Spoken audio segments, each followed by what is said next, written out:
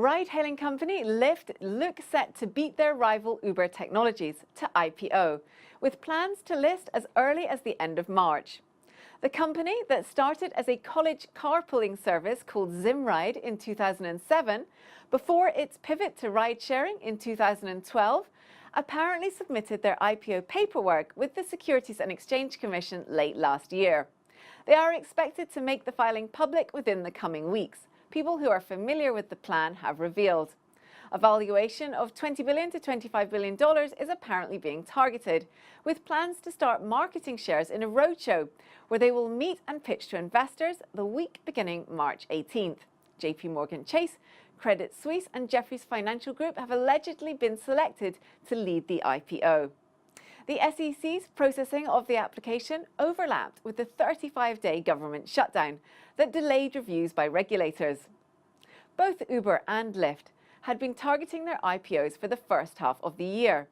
With both companies attracting billions of dollars in venture capital investment, it will be interesting to see what the wider investment appetite is like for these companies that have both yet to make a profit.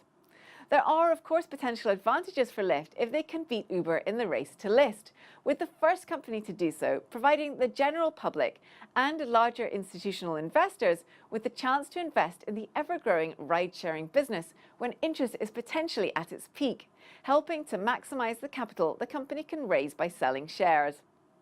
Lyft is the smaller of the two companies, but being the first to list could give it a boost.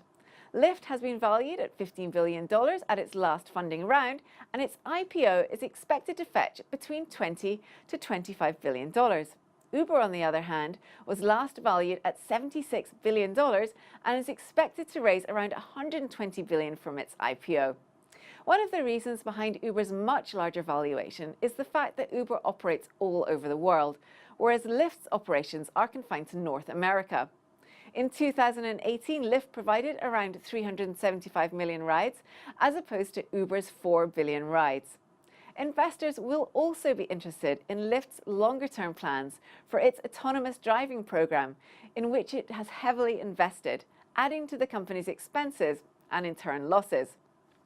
Which is one thing the companies do share: the fact that they are both generating significant losses, with Lyft losing in the region of $254 million last quarter and Uber losing $1 billion in the same time period.